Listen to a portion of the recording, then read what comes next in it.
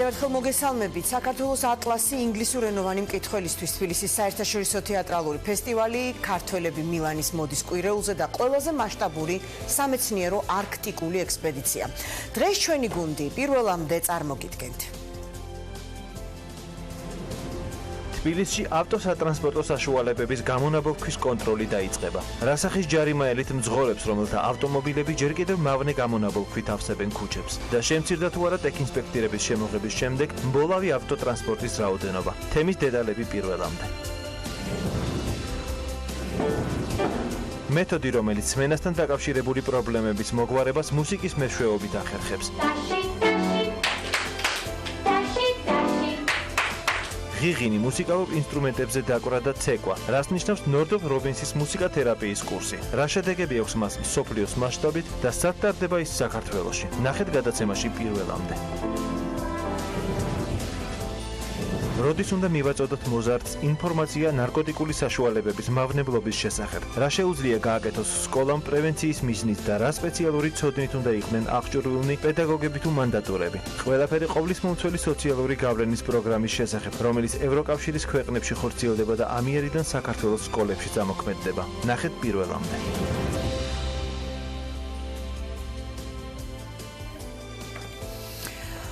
და გიორგი მონავარდისაშვილი შემოგვიერთდა. გიორგი, რას ხსნის დღეს სადისკუსიოდ Facebook-ზე? მოგესალმები ნინო, მოგესალმებით მაყურებლებო. მარლის სკოლებში ამოქმედდება ნარკოტიკული საშუალებების მოხმარების პრევენციის ახალი პროექტი და სტუმრად გვეყოლება ამ პროექტის ხელმძღვანელი ქალბატონი ჟანა ჯავახიშვილი და ზოგადად ამ პროექტის შესახებ ვისაუბრებთ. მანამდე კი Facebook-ზე გვაინტერესებს თქვენი გამოხმაურება იმის შესახებ თუ რა ასაკში ფიქრობთ რომ უნდა დავიწყოთ ბავშვებთან ლაპარაკი ნარკოტიკული საშუალებების მავნებლობის შესახებ. საინტერესო იქნება თქვენი გამოხმაურება და ძალიან საინტერესო იქნება ქალბატონი ჟანას პასუხებიც ამ საკითხთან დაკავშირებით.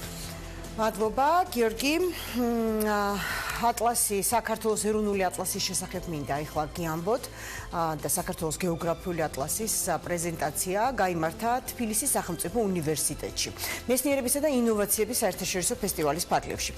ის პირველი ინგლისურენოვანი გამოცემაა და თბილისის სახელმწიფო უნივერსიტეტის 100 წლის იუბილეს ეძღვნება. მასში შესულია სამეცნიერო საცნობარო ხასიათის კომპლექსური კარტოგრაფიული ნაწარმოები.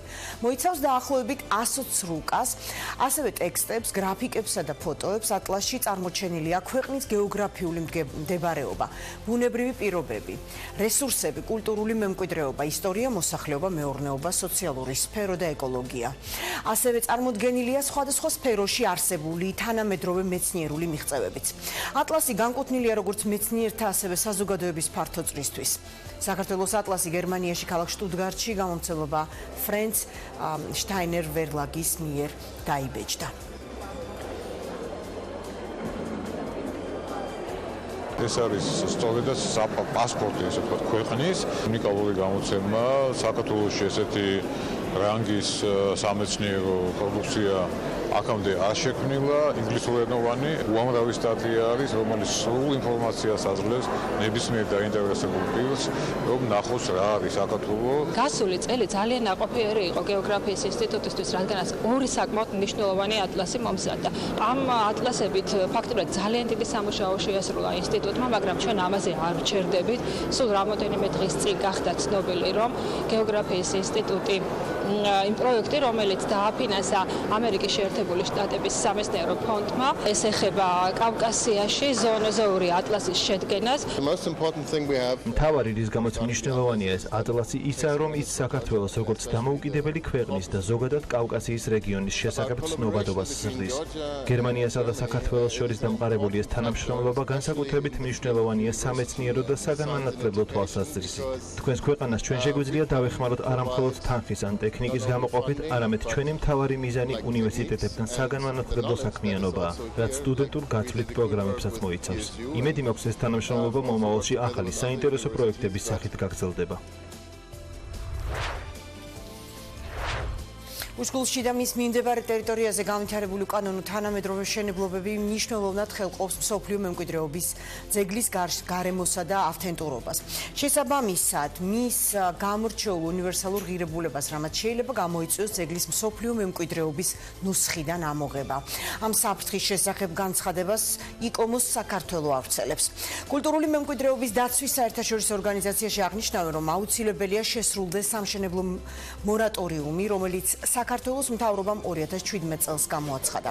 იკომოს საქართველოს თავმჯდომარის ნატო ცინცაბაძის თქმით, ჩაჟაში ისტორიულ ნაგებობებზე მიმდინარე სარეაბილიტაციო სამუშაოები შემუშავებული პროექტის დარღვევით ხორციელდება.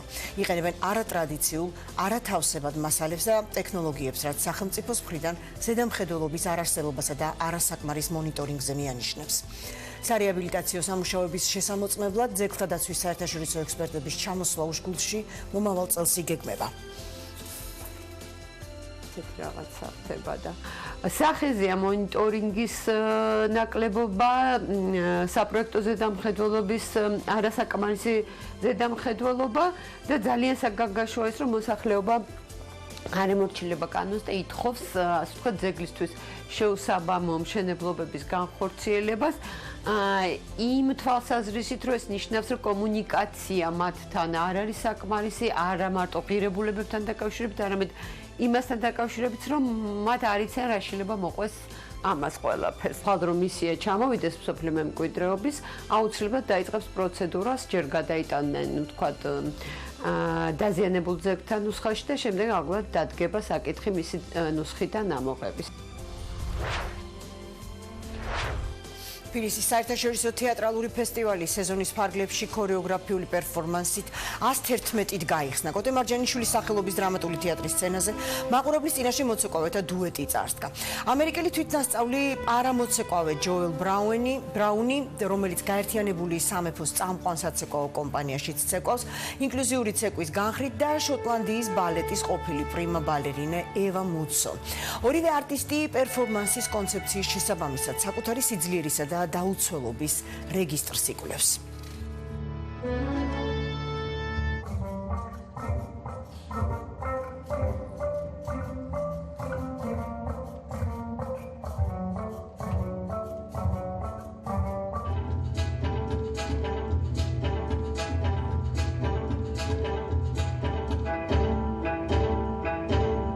ნამდვილად შესანიშნავი სპექტაკლი იყო, არაჩვეულებრივი იყო. რა თქმა უნდა, ეს არის მნიშვნელოვანი გასხნის ნაწილი თბილისის საერთაშორისო თეატრალური ფესტივალის.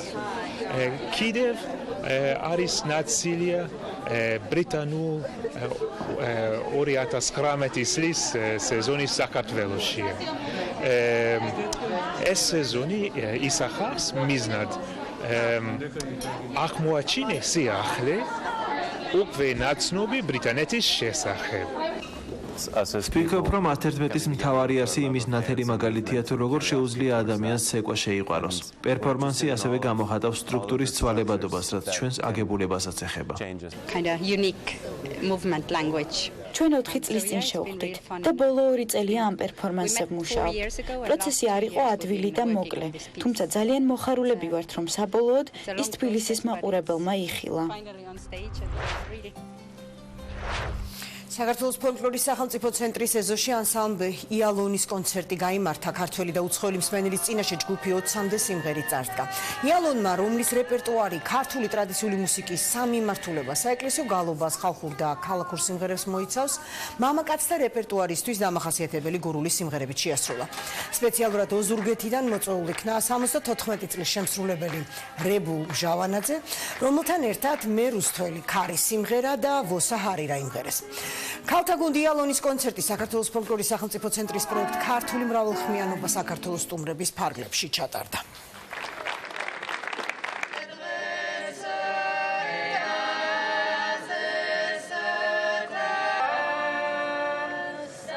ემოციურია ჩვენთვის იმ მხრივ დღევანდელი კონცერტი, რომ ყავდა სტუმარი გურიიდან, ეს გახლდრებული ჟავანაძე, გამორჩეული გურული მომღერალი და მასთან ერთად შესრულებული ყოველი სიმღერა არის ნებისმიერი მომღერლისათვის დიდი გამოცდილება. იყო ძალიან საინტერესო კონცერტი, ანსამბლმა იალონმა კიდევ ერთხელ დაამტკიცა, რომ ეს ერთ-ერთი საუკეთესო ქალთა ანსამბლი და ერთი კვირის შემდეგ ჩვენ გვექნება ასევე დასასრულს, ანუ დახურავს ანსამბლი ედისიონი. ბრიტანული ელექტრონული ჯგუფი Depeche Mode მალე ახალ დოკუმენტურ ფილმს გამოუშვებს, ნამუშევრის სახელწოდება Spirit in the Forest, ტყის სულები და მასში ბენდის 2017-18 წლებში გამართული ტურნეს განმავლობაში გადაღებული აუდიო-ვიდეო მასალა შევა. ჯგუფის წევრების გარდა ფილმში მათი 6 თაყვანისმცემლის მონაწილეობს, რომლებიც მუსიკოსების შესახებ მაყურებელს ემოციურ ისტორიებს უყვებიან. რეჟისორმა ანტონ კორბეინმა ფილმი Sony Entertainment-თან და BBH Entertainment კოლაბორაციით გადაიღო და კინოეკრანებზე ის 21 ნოემბერს გამოვა. Depeche Mode დიდ ბრიტანეთში ქალაქ ბაზილდონში 1980 წელს ჩამოყალიბდა. კარიერის განმავლობაში ჯგუფმა 100 მილიონზე მეტი ჩანაწერი გაყიდა. ცნობილმა ბრიტანულმა გამოცემამ Q კი Depeche Mode იმ კოლექტივების 50-ში შეიყვანა, რომლებმაც მუსიკალურ ინდუსტრიაზე ყველაზე მნიშვნელოვანი გავლენა იქონიეს.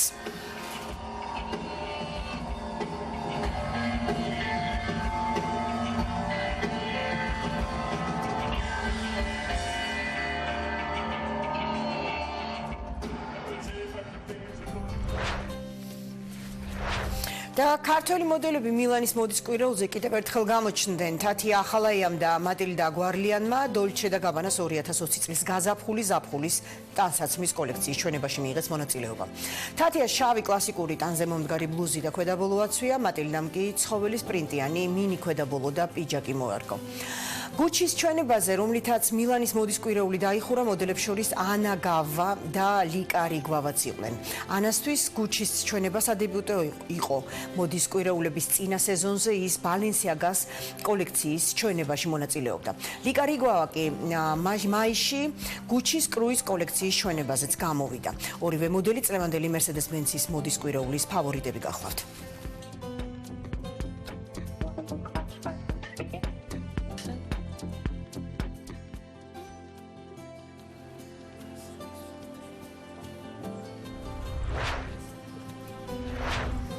ნახოთ გიორგი მონავარდისაშვილი რას პოულობს თქვენთვის საინტერესო ამ დროისთვის. ჩვენ გვისაუბრია 15 წლის შვედ აქტივისტ გოგონაზე კლიმატური ცვლილებების ებრძვის, მას ქვია გრეტა სენბერგი. ძალიან ისეთი საინტერესო და ეს ოდიოზური ძალიან დიდი ფიგურა არის ზოგადად აქტივიზმის თანამედროვე აქტივიზმში. შეგახსენებთ, რომ ის არის ლიდერი ბავშვთა მოძრაობის კლიმატური ცვლილებების წინააღმდეგ. გუშინ წარსდგა გაეროს სამიტზე და ესეთ საკმაოდ მძაფრად დატუქსა მსოფლიო ლიდერები. ის მათ აკრიტიკებს უმოქმედობის გამო კლიმატურ ცვლილებებთან დაკავშირებით. წინა დაახლოებით 1-2 თვის წინ ვისაუბრეთ ჩვენ, რომ ის აპირებდა ამ სამიტზე ნიუ-იორკში აფრიანი გემით ჩასვლას ევროპის კონტინენტიდან და მან ეს მოახერხა. შემიძლია შემოგთავაზოთ მე რამდენიმე სურათი ამ მოგზაურობიდან. საინტერესო ის იყო, რომ საკმაოდ მძაფრი სპიჩი ჰქონდა, სიტყვა ჰქონდა, მან თავისი სიტყვა დაიწყო იმითი, რომ მე თქვენ გითვალთვალებთო და გიყურებთო და ძალიან ბევრჯერ იხმარა სიტყვები how dare you, ანუ როგორ ბედავთო, რომ მეცნიერების 30 წლიან განგაშს ესე უგულებელყოფთო. შეგახსენებთ, რომ ძალიან დიდი მოძრაობა არის კლიმატური ცვლილებების შესახებ აქტივისტებს შორის და დაახლოებით ეს გოგონა არის მაგალითად ლიდერი საბავშვო მოძრაობის, რომელიც დაახლოებით 50 ქვეყანაში პარალელურად ტარდება და საპროტესტო მოძრაობების და საპროტესტო მუხტის ერთ-ერთი მთავარი ორგანიზატორი არის. ეს არის ფოტოები მისი მოგზაურობიდან აფრიანი გემით ევროპის კონტინენტიდან ნიუ-იორკამდე. მეორე ამბავი არის ძალიან საინტერესო მათთვის, ვისაც ევროპის კონტინენტზე, კერძოდ იტალიაში უნდა ახალი ადგილსამყოფელის ბინის შეძენა. სიცილიაში ერთ-ერთ ქალაქში, ძალიან პატარა ქალაქში, უფრო რაც დიდ სოფელში, სახელად სამბუკაში, იტალიის მთავრობამ გადაწყვიტა, რომ სახლები დაარიგოს, გაყიდოს $1 ევროდ. იტალიის მთავრობამ გამოისყიდა ძალიან ბევრი სახლი, დაახლოებით 5800 სახლი მოექცა ამ პროგრამაში და მთავარი პრობლემა ის არის, რომ პატარა ქალაქები და დიდი სოფლები ძალიან სწრაფი ტემპებით ცარიელდება და ადამიანები გადადიან უფრო დიდი ქალაქების მიმართულებით. ისევე როგორც პრინციპში ესეთი პრობლემა უდგას ჩვენს ქვეყანასაც, ძალიან ბევრი ლამაზი და კარგი ადგილი თუ სოფელი ცარიელდება იმის გამო, რომ ადამიანები უფრო მეტად ურბანული გარემოსკენ იღწვიან. იტალიამ ესე პრობლემა გადაწყვიტა იმითი, რომ უცხოელებს, არტისტებს და სხვადასხვა სფეროს წარმომადგენლებს შესთავაზა ეს სახლები სულ რაღაც €1 და მათ მოუწევთ, რომ დაახლოებით 17,000 € დახარჯონ ამ სახლების კეთილმოწყობაში ბოლო შემდეგი რამდენიმე წლის განმავლობაში. ძალიან კარგი იდეა იქნებოდა მაგალითად რაჭაშიც რო დაგვეტვირთა ამგვარად მიტოვებული სახლები, იმიტომ რომ ძალიან ბევრი საინტერესო სახლი არის, რომელიც ინგრევა ფაქტიურად ჩვენს ქვეყანაშიც. მადლობა გიორგი. საინტერესო ინიციატივაა შენ მხრიდან. ახლა მოდი გავაცნოთ ჩვენს მაყურებელს მეთოდი, რომელიც სმენასთან დაკავშირებული პრობლემების მოგვარებას მუსიკის მეშვეობით ახერხებს. ღიღინი მუსიკალურ ინსტრუმენტებზე დაკვრა და ცეკვა, რას ნიშნავს ნორდო პროვინციის მუსიკათერაპიის კურსი, რა შედეგები აქვს მას მსოფლიოს მასშტაბით და სატარდება ეს თერაპია საქართველოში. ნათია ხარტიშვილის რეპორტაჟიდან გავიგოთ, მოდით ახლა ერთად.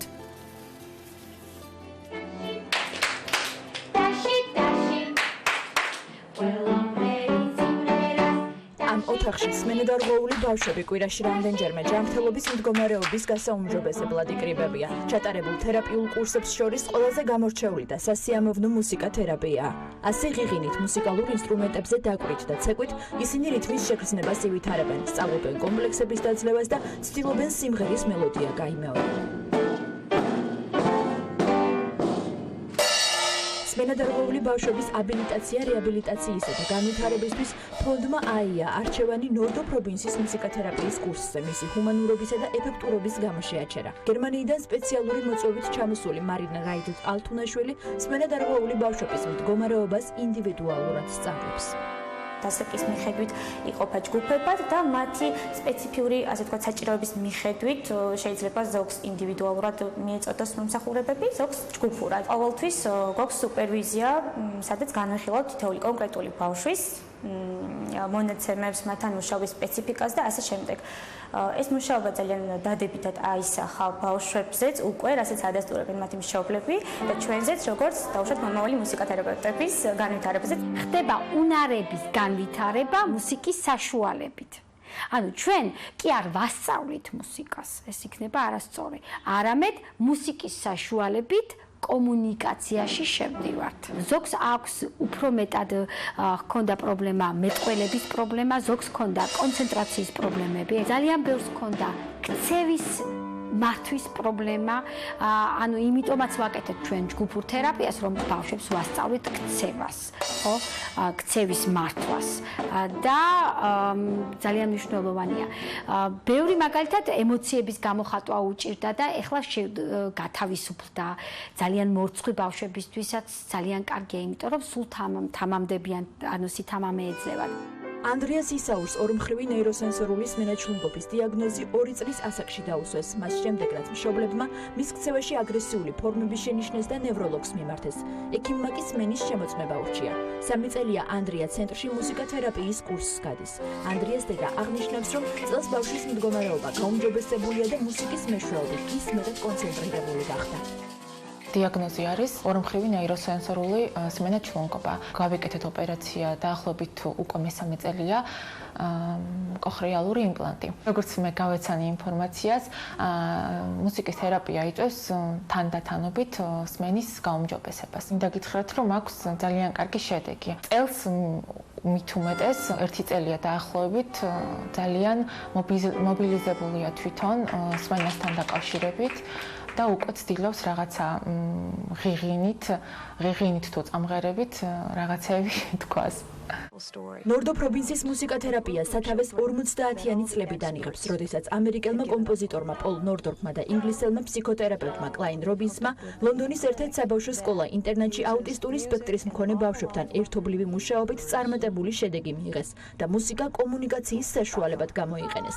ეს არის ინტერაქციაზე და მუსიკალურ დიალოგზე დაფუძნებული უნიკალური მეთოდი, რომელიც სპეციალისტების შეფასებით ეფექტურად მუშაობს სხვადასხვა პრობლემების მქონე ბავშვებთან თუ მოზრდილებთან. მსოფლიოში ამ მეთოდს მისი ჰუმანურობის გამო ათასობით ადამიანი მიმართავს. როგორც კვლევების შედეგებმა წლების განმავლობაში აჩვენა, თერაპიის მეშვეობით პაციენტს უმჯობესდება სოციალური კომპეტენცია, ემოციური ბალანსი, ენა და მეტყველება, გარემოს სხეულის აღქმა და კონცენტრაციის უნარი. ეს არის კლიენტზე ცენტრირებული. ეგ იმას ნიშნავს, რომ ინდივიდუალურად ყველა პაციენტზე ხდება მორგება თერაპიის. ანუ რა საჭიროება არის პაციენტიდან გამომდინარე, იმაზე ხდება მუშაობა.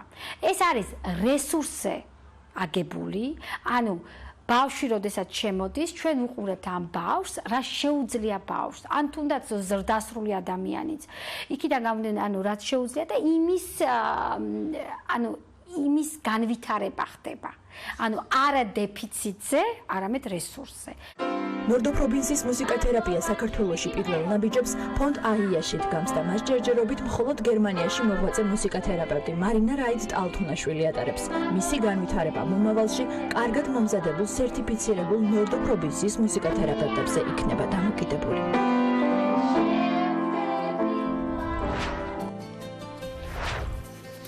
და მოდით ახლა ცოტა გადავხედოთ ჩვენს წარსულს, ამის საშუალებას ჩვენ გვაძლევს ძველი გაზეთები და ეროვნული ბიბლიოთეკის ციფრული ფოტომატიანე.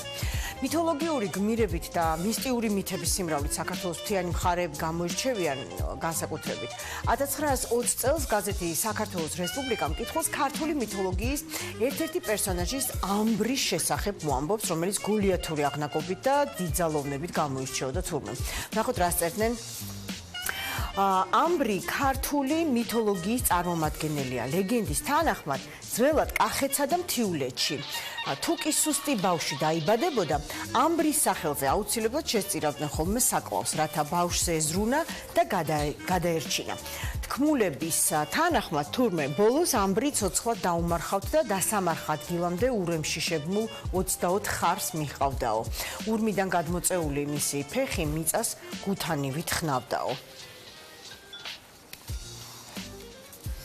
ბესარიონქებურია, თუ კი სახელი და გვარი პირველად გესმით, მაშინ გეტყვით, რომ ეს გახლავთ ადამიანი, რომელიც ქართული ავიაციის ისტორიის სათავეებს უკავშირდება. ჩხოროწყუში დაბადებული ბესარიონქებურია, პირველი ქართველი მფრინავ კონსტრუქტორია, რომელმაც დაარსა საქართველოს სამოქალაქო ავიაცია.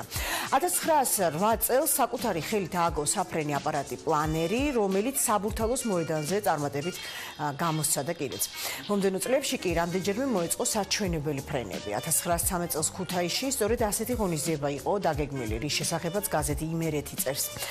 ნახოთ ციტატა. სანამ იფრენდეს, მას განზრახვა აქვს, საჯარო ლექცია წაიკითხოს, სადმე გაშლილ ადგილას. ხალხს აჩვენოს თავისი აპარატი და გააცნოს ხალხს საიდუმლოება ჰაერში ფრენისა.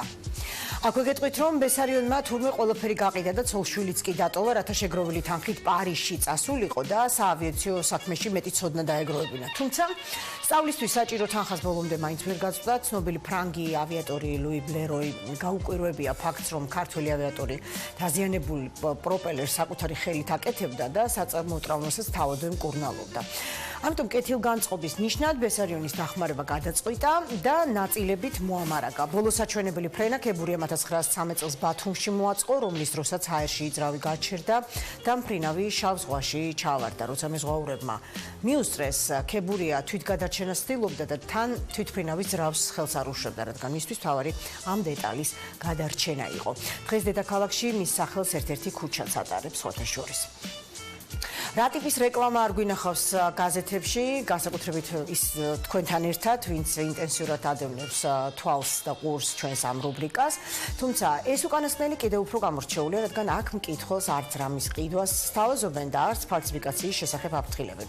1894 წლის გაზეთ ივერიის სექტემბრის ნომერში მკითხველს მოუწოდებენ, რომ ველოსიპედები კი არ უნდა იყიდონ, უბრალოდ ველოსიპედები უნდა იყიდონ, ოღონდ ჯერ არა. ნახოთ ამ უნარიდი. ნუ იყიდით ველოსიპედებს, მანამ ჩვენი კატალოგი 1894 არ წაიკითხოთ. კატალოგი გამოაშკარავებს სენსაციურ ახალ ამბავს ამ წლის სეზონისთვის. გიორგი მონავარდისაშვილი, რომელიც ისედაც ორი ბორბლით გადაადგილდება, ეხლა მთელი გულისხმობით ელოდება, რა სენსაციაზე და სიურპრიზზე იქნებოდა საუბარი. რა თქმა უნდა, ამაზე შეგვიძლია ვივარაუდოთ წინსწრებით, რამდენიმე თვით ადრე, იმიტომ რომ გაზეთი სავარაუდოდ საუბრობს იმ პერიოდიდან გამომდინარე, უბრალოდ იმ პერიოდში ზუსტად შესაძლოა საუბარი ყოფილიყო დაახლოებით იმ დროს გამოგონილ ეგრეთ წოდებულ ტანდემზე. რომელიც გახდათ ველოსიპედი ორი ადამიანისთვის ინდივიდუალური პედლებით. მოკლედ ყიდვისგან თავშეკავებას ითვალისწინებს მარკეტინგულ კამპანია, რა თქმა უნდა. ფიზერი ქვია მაგას ბოლომდე რო აქ გიან რა უნდა იყოს და რომელიც ესეთი რაღაცა წინასწარ გაშვებული ინფორმაცია, რა თქმა უნდა, დამატებით ინტერესს გძრავს და ბაზარზე შემოსატანი ახალი ველოსიპედის მიმართ განსაკუთრებული ინტერესი გაჩნდებოდა. შეგახსენებთ, საქმე ეხება 1894 წლის საქართველოს. ეს მინდა გაითვალისწინოთ, ვიდრე ახლა რეალურ დროში, რეალური რეკლამა გაივლის ჩვენს არხზე და ჩვენ რამდენიმე წუთში შემოგიერთდებით.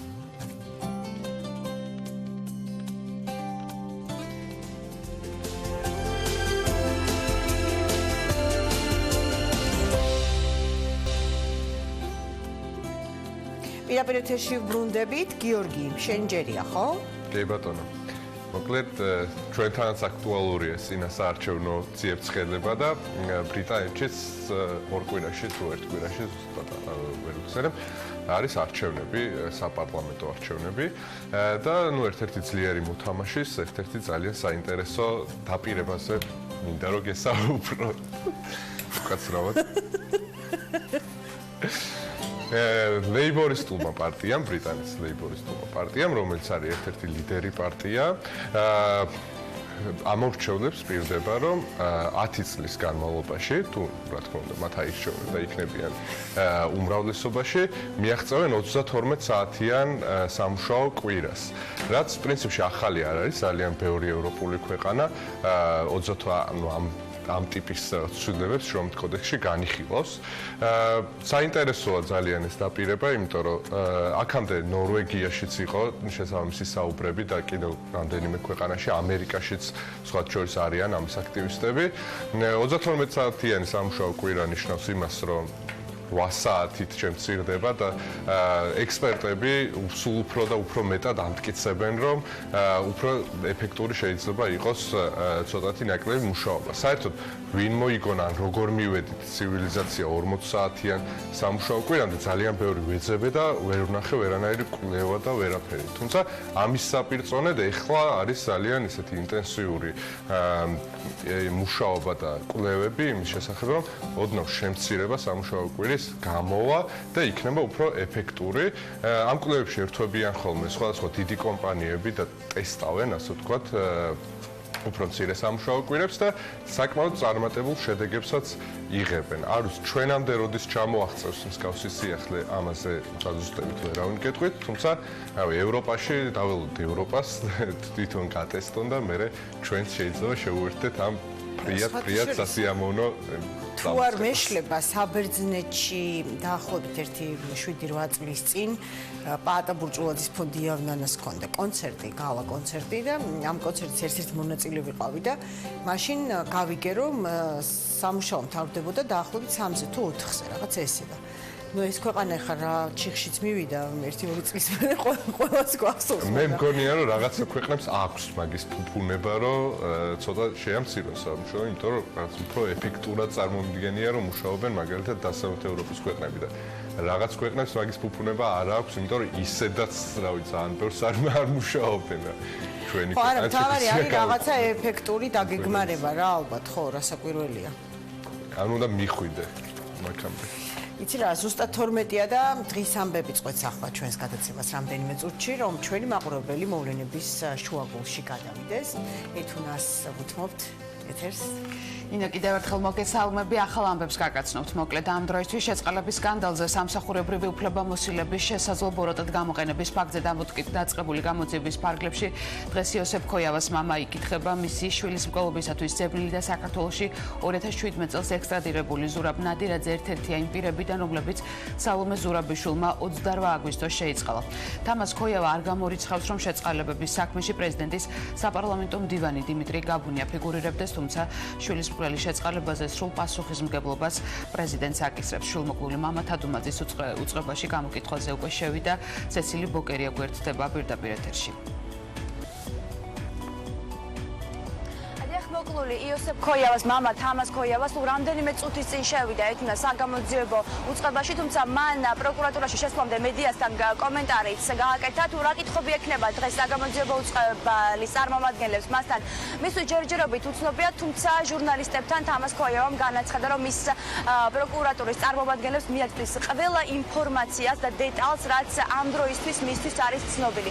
თამას ქოიავამ საგამოძიებო უწყებაში შესვლამდე ასევე ისაუბრა პრეზიდენტის იმპიჩმენტის საკითხზეც. მან განაცხადა, რომ იმ შემთხვევაში თუ დღის წესრიგში დადგება სალომე ზურაბიშვილის იმპიჩმენტის საკითხი, ის მიესალმება და მხარსაც დაუჭერს. რაც შეეხება დიმიტრი გაბუნიას ჩართულობას სკანდალურ შეწყალებაში, თამას ქოიავა ამბობს და ის დარწმუნებულია, რომ სკანდალური შეწყალება არ იყო სალომე ზურაბიშვილის ერთპიროვნული გადაწყვეტილება და ერთ-ერთი ხელშემწყობი პირი სწორედ ამ საკითხში იყო დიმიტრი გაბუნიაც. არა ვარ პატარა ბავშვი და არა ვარ ის იმ შესომაში შემოყვანა და მომატყუეს. ამას გიპასუხე ეს არა. რა ვიცი რა შემეკითხები მე ხო არ ვიცი არა. გაბუნია ჩემს არაფერი არ არის. გაბუნია პატარა ჭანჭიკი რაღაცა. გაბუნიას დონეზე გადაწყდებოდა ეს საქმე. ვინ დგას ამ ყოველფერს? რა ვიცი შილო მე სხვა რა გულთმისანი ვინ დგას. პრეზიდენტის იმპიჩმენტი ხო არ იქნება ჩვენი ერთ-ერთი მოთხოვნა სამომავლო პროკურატურის გარეთ. მე სიამოვნებ დაუჭერ ხარს თუ რა უკეთებ მიქიდა.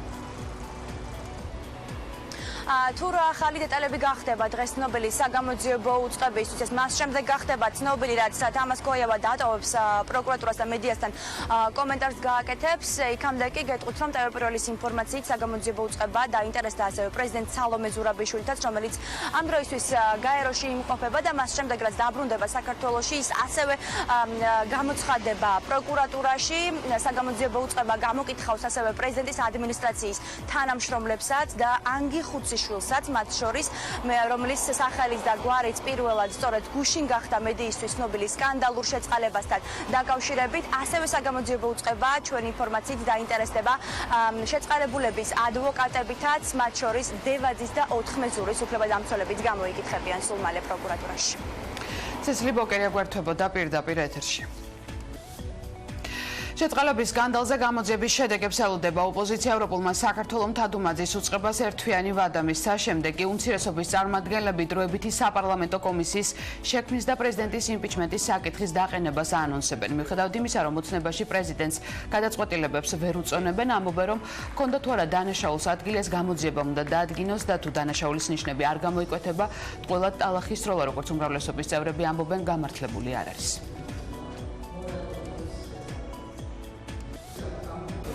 პირველ რიგში მივესალმები იმას, რომ უშუალოდ გამოძიებაც არის დაწყებული შესაძლო უფლებამოსილების შესაძლო გადამეტებასთან დაკავშირებით. ვფიქრობ, რომ გამოძიების ფარგლებშიც ასევე ძალიან ბევრ კითხვას უფრო სიღრმისეული შესწავლა მოხდება და პასუხის გაცემაც. ვინ უნდა გამოიკითხოს და ვინ არა, ეს რა თქმა უნდა უკვე გამოძიების ფარგლებში უნდა გადაწყდეს და რა თქმა უნდა გამოძიების ამოცანაც არის ის, რომ დაადგინოს ქონდა თუ არა ადგილი კორუფციას, ქონდა თუ არა ადგილი თანამდებობის ბოროტად გამოყენებას, მათ შორის და პირველ რიგში ალბათ უშუალოდ იმ ადამიანების მხრიდანაც, ვინც ამზადებს ასეთი ტიპის გადაწყვეტილებებს. ასე რომ ამ ყველაფერზე დარწმუნებული ვარ, რომ ჩვენ პასუხებს მივიღებთ უახლოეს მომავალში. იმპიჩმენტის საკითხი უნდა დადგეს, რომ ჩვენ ასეთი გეგმით ვაპირებთ წასვლას, ველოდებით ერთი 1 თვის განმავლობაში პროკურატურა რა ინფორმაციას მოგვაწვდის, შემდეგ უკვე ვაყენებთ საკითხს დროებითი საყაველთაო კომისიის შექმნის შესახებ და მისთვის რომ იმპიჩმენტი და დღეს უნდა იყოს დანაშაულის ნიშნები, ხო და ეს უნდა გადაწყვიტოს საკონსტიტუციო სასამართლომ უნდა გამოკვეთოს ეს ნიშნები, ამიტომ რა თქმა უნდა თუ კი ასეთი ნიშნები გამოიკვეთა ჩვენ იმპიჩმენტის საკითხს დავახარებთ. დანაშაულის შემთხვევაში არც ერთი პირი არ უნდა იყოს ხელშეუხებელი, არც დეპუტატი, არც პრეზიდენტი, არც პრემიერ-მინისტრი, არც მინისტრი, არც ერთი ადამიანი არ უნდა იყოს ხელშეუხებელი. საქმე არის ის, ხონდათ თუ არა დანაშაულის ადგილი. ეს არის გამოსარკვევი, თუ არ ქონდა, მაშინ ამ შემთხვევაში რა თქმა უნდა ყველად ესწრიან ტალახს ადამიანს. მაშინ როცა პრეზიდენტი მკვლელებს, ზებნილებს, ნარკორეალიზატორებს, ყაჩაღებს და ქურდებს იწყალებს, გიორგი გახარიას მთავრობა სალომე ზურაბიშვილს ვიზიტებისა და ღონისძიებებისთვის ბიუჯეტს 2.200.000 ლარით უზრდის. მთავრობამ პარლამენტს 2019 წლის ბიუჯეტის კორექტირების გეგმა წარუდგინა. დოკუმენტის მიხედვით ხარჯების 221 მილიონი ლარით ზრდა არის დაგეგმილი. ცვლილება შეეხება პრეზიდენტის ადმინისტრაციისთვის გამოყოფილი ასიგნებების მოცულობასაც. ის ბიუჯეტი თავდაპირველად გათვალისწინებულზე 2.200.000 ლარით იზრდება და ჯამურად 8.200.000 ლარს მიაღწევს. ბიუჯეტის განმარტებითი ბარათის მიხედვით სალომე ზურაბიშვილს დამატებითი ხარჯები ვიზიტებისა და ღონისძიებების დასაფინანსებლად სჭირდება. ბიუჯეტის ნაწილში მგონი პარლამენტს ექნება ეხლა განსაკუთრებით, როდესაც ესე ვთქვათ, ერთად არის ჩამწკრივებული ქართული ოცნებაც, ნაციონალურ მოძრაობაც, სხვა ოპოზიციაც პრეზიდენტის კრიტიკის ნაწილში და აქ რაღაცა აბსოლუტური ერთსულოვნება. ამ ნაწილში ალბათ კითხვები ბუნებრივია დაისმება, რატო არის ამის საჭიროება.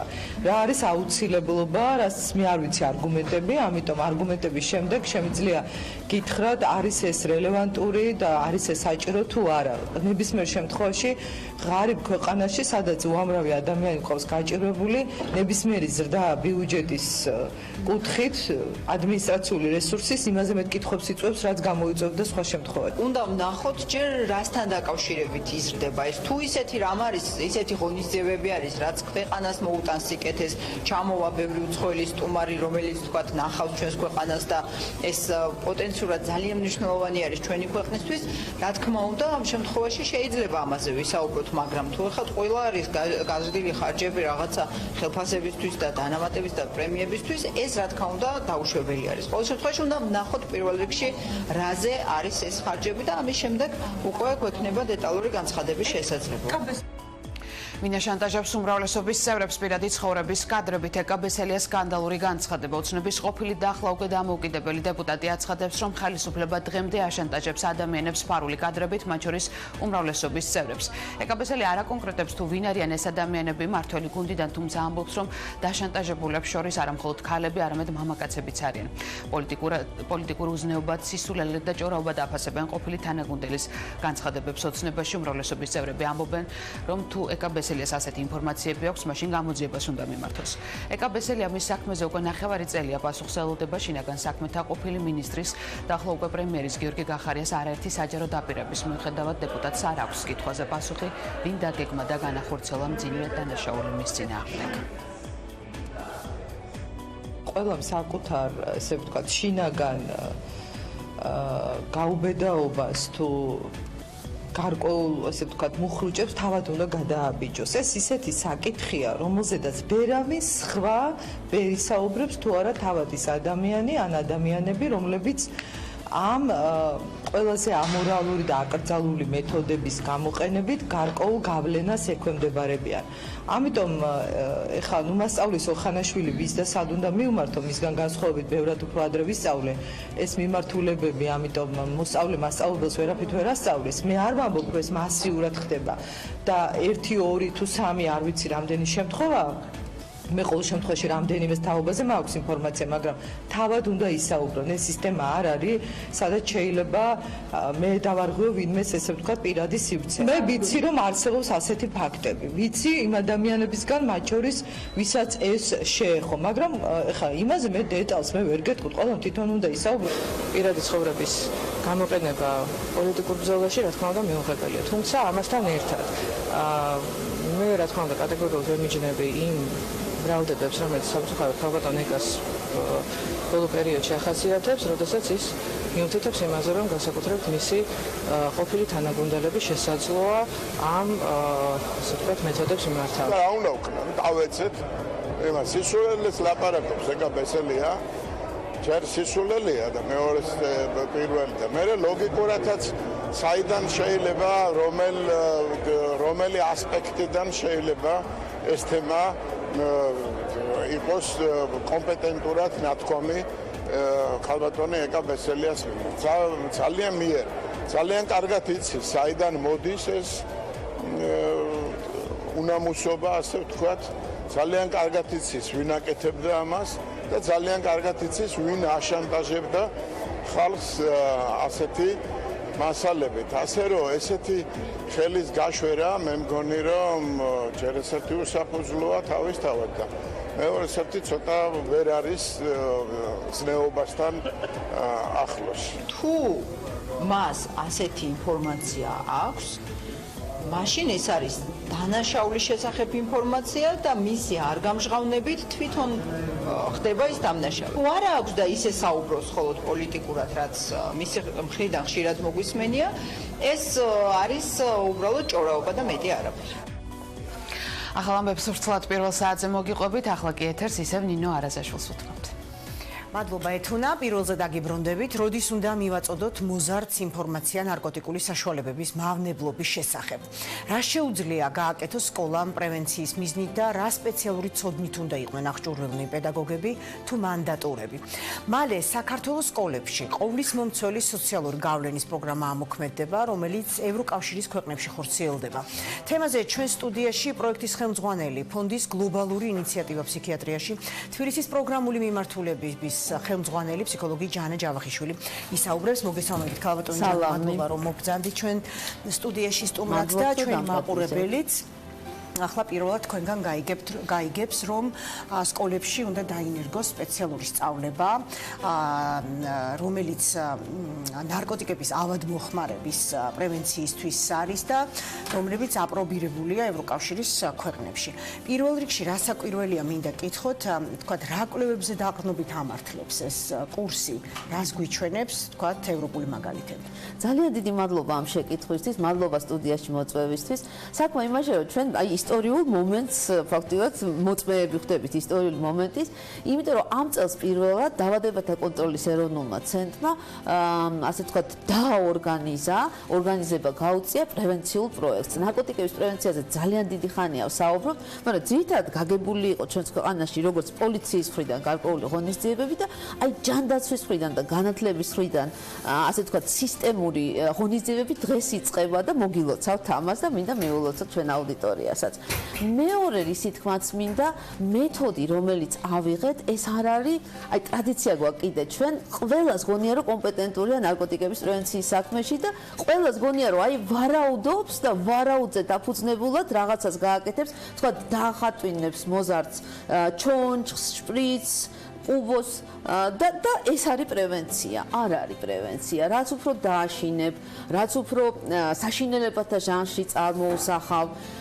მოგეთ ძალიან ბევრი შესაძლებლობები ხდება პრევენციაში, მაგრამ არა მარტო ჩვენთან. მაგალითად მოვიყვან კლინტ ისტუდის და კლინტ ისტუდის კამპანია იყო ასეთი, რომელიც გამოდიოდა ნენსი რეიგანთან ერთად, ნენსი რეიგანის ინიციატივა იყო და ამბობდნენ just say no to drugs. ანუ უთხრათ ნარკოტიკებს უარი. აღმოჩნდა რომ პოპულარიზაცია გაუწიეს. და მაგის მერე ნარკოტიკების მოხმარება მოზარდებში მოიმატა. ანუ ძალიან საფრთხილო არის თუ არ არის მტკიცებულებითი, თუ არ არის სამეცნიერო კვლევით დადასტურებული, რომ ეს მეთოდი მუშაობს და აი ახლა უბრუნდებით თქვენ შეკითხვას. რა მეთოდებმა იმუშავა და რა შედეგები გამოჩნდა? ესე იგი, ის მეთოდი, რომელსაც ახლა ვნერგავთ მანდატური სამსახურის ფსიქოლოგიის ცენტრთან ერთად და დაავადებათა კონტროლის ეროვნულ ცენტრთან თანამშრომლობით, ეს არის ეგრეთ წოდებული ყოვლისმომცველი სოციალური გავლენის მეთოდი. და კიდე აბრევიატურას მოვიყვან ლათინურს, EUDAP, European Drug Prevention Program. ესე იგი რას გულისხმობს?